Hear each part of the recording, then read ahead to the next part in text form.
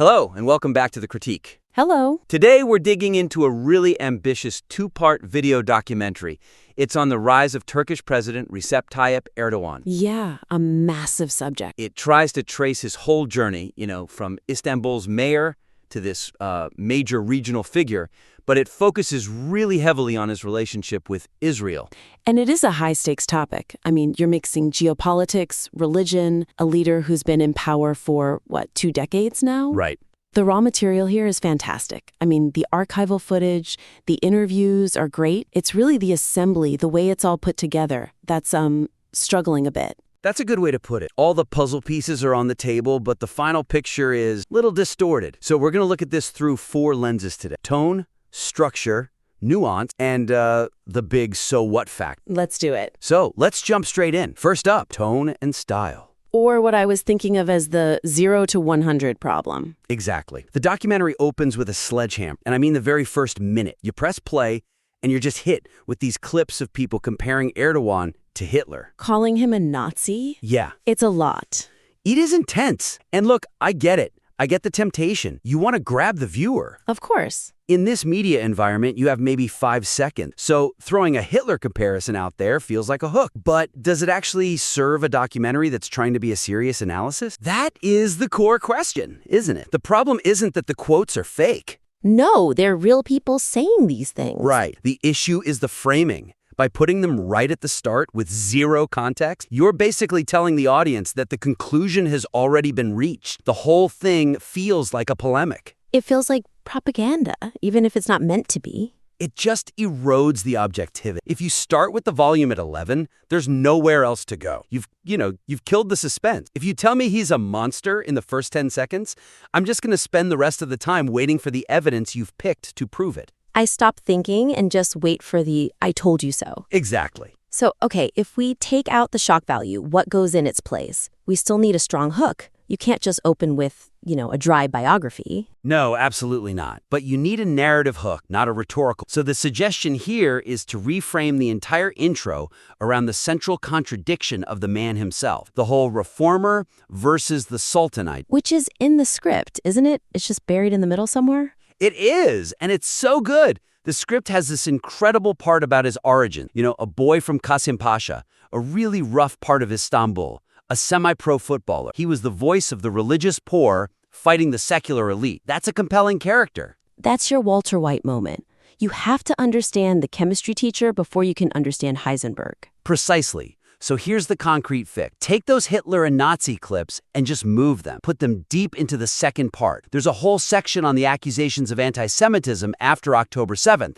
That's where they belong. So they become a reaction to a specific event, which gives them context and weight. And for the new opening, use the contrast you've already written. Start with the visuals of Qasim Pasha, those rough streets, and then cut that with the 1,000-room palace he lives in now. Use the quote about him being the hope of the Muslim world, right next to the one about him destroying secular Turkey. Ah, so you create tension. Is he a hero? Is he a villain? You have to keep watching to figure it out. It turns it into a mystery for the audience to solve, rather than a verdict you're shouting at. Okay, that makes sense. But then, once we've got them hooked, we hit our second problem. Let's talk about structure and flow.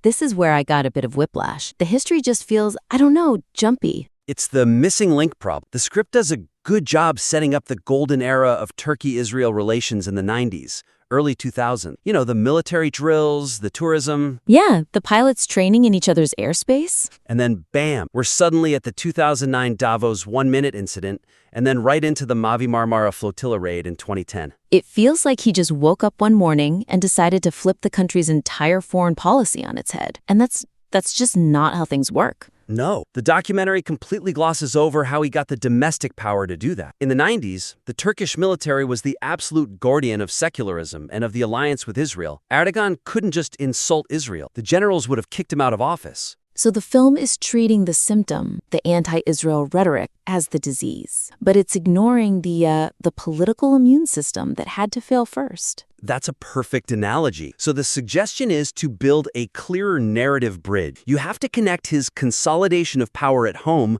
with his aggression abroad. We need to show the audience that he literally could not have challenged Israel until he had neutralized the Turkish military. But hang on, the documentary does cover the 2016 coup attempt. Isn't that the moment the military was broken? It does, but it's way too late in the timeline. It treats the coup like this standalone action scene near the end, but the fight with the military began long before 2016. So it's about rearranging the pieces. Rearranging them to show cause and effect. So concretely, before you even get to Davos, expand on his imprisonment. The script mentions he was jailed for reading a poem. The minarets are our bayonets, yeah? Use that. Don't just make it backstory. Explain that this event created this deep, burning resentment of the secular elites who were, Israel's best friends in Turkey. That makes his Davos outburst feel personal. It wasn't just about Gaza. It was about showing the generals back home who was boss. Okay, and the Mavi Marmara? Same logic. An interviewer says he used it for political benefit, but the script needs to spell that out. Frame the flotilla as a domestic political weapon. Bashing Israel was how he rallied his conservative base and shattered the military's control over foreign policy. And the coup itself? Group the aftermath of the coup, the purges, with the talk about his new Ottoman army in Syria. Right now, the coup feels random. It needs to be framed as the moment he finally got the keys to the car. The coup failed, he purged tens of thousands of officers, and because of that, he was finally free to launch those big military operations in Syria. That flows so much better. The coup stops being just an event and becomes a catalyst. It explains the why. Exactly, which brings us right to Syria. And our third lens, completeness and folk, or, geopolitical nuance. This is the part that, to me, felt a little like a video game. You see the maps on screen and Turkish influence is just spreading, turning everything red. The narrative is that Turkey is just replacing Iran. Yeah, the script says Turkey wants to be the new empire. And the ambition is there, for sure. But the documentary presents the ambition as if it's already a reality. It makes it seem like the fall of Assad and the rise of Turkish-backed groups is this total victory for Erdogan's vision. But the reality on the ground is, it's a total mess. Right. Wanting to be the Sultan of Syria is one thing. Actually getting the locals to go along with it is another. The documentary just doesn't distinguish between Erdogan's wish to be an emperor and the very messy, complicated reality of using these unpredictable proxies to get things done. I noticed that specifically with al-Jilani, the rebel leader. The narrator calls him a puppet, but then there's this one expert clip where the guy says, well, actually, he has his own agenda, maybe even American support. And the documentary just rolls right past that comment. That's a huge mistake, because if Giuliani is just a puppet, then Erdogan is a master strategist. But if he's a loose cannon, then Erdogan is a gambler riding a tiger. Which is a much more interesting story. And probably closer to the truth. So the suggestion is simple. Inject more nuance about the limits of Turkish power. You have to clearly separate influence from imperial control. Okay, but how do you do that without getting bogged down in a 10-minute lecture on the Syrian civil war? I mean, that's a rabbit hole. You don't. You do it with small, targeted edits. First, amplify that expert's comment about al-Jilani. Lean into it. The idea that Erdogan is working with people he can't fully control actually raises the stakes. It adds jeopardy. What if the puppet cuts the strings?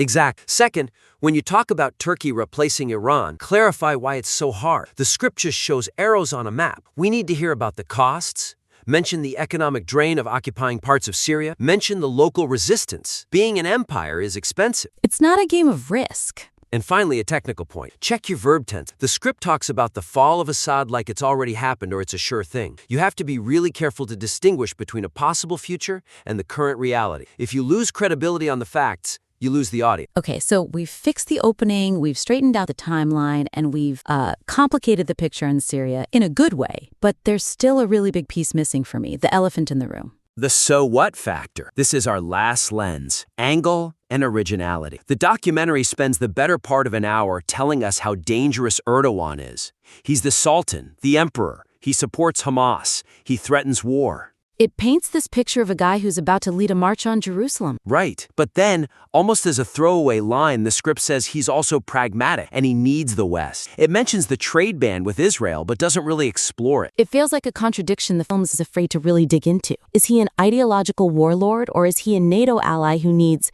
international loans? He can't be both, can he? Well, he is both, and that's the whole story. That is the central conflict of this character. The documentary perfectly identifies his ideological radicalization, but completely misses the critical counterweight, economic necessity. The Sultan with no gold? Yes, the script mentions Qatar giving him money like trash, which makes him sound all-powerful. But being dependent on foreign cash is a massive weakness, not a strength. If you're living on your neighbor's dime, you're not an emperor, you're a dependent. So we need to pit his ambition against his wallet. That's it. The core conflict of this film shouldn't just be Turkey versus Israel. It should be Erdoğan's ideology versus Erdoğan's economy. How do you show that without, boring everyone with inflation charts? You anchor it in his actions. Take the part about the trade ban with Israel. Right now, the script just says, Turkey announced it is stopping exports. Full stop. It sounds like a power move, a victory lap. Right, but you need to add the context your own experts provide in their interviews. The Turkish economy is his Achilles heel. Inflation is out of control. Mention that the trade ban hurts Turkish businesses just as much as it hurts Israel. Suddenly, it's not a power move. It's an act of self-harm for ideological reason. That immediately brings the whole Sultan narrative crashing down to reality. Then you take the Trump connection. You have a clip of Erdoğan shouting about Hamas. Put that right next to the part about him needing to get along with Trump. Frame it as his central dilemma. Say something like,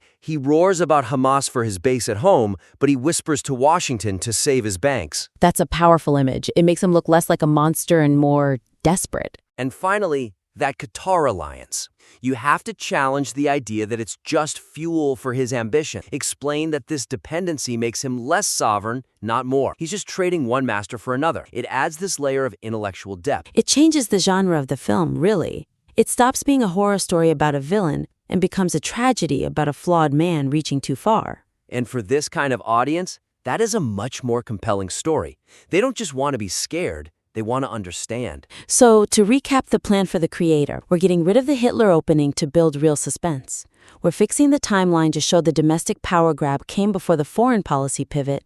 We're adding the fog of war back into Syria, and we're using the economy as the chain that keeps the Sultan in check. That sums it up perfectly. I want to be clear, this documentary has excellent bones. The archival footage is incredible. The expert access is top-notch. But by refining that narrative arc, making it less of a lecture and more of a real investigation, and by grounding his ambitions in economic reality, this could be a truly definitive piece. I really do want to see that new opening, the footballer versus Sultan idea. A shot of a muddy field in Kasımpaşa cutting to that gold-plated palace. That really sticks with you.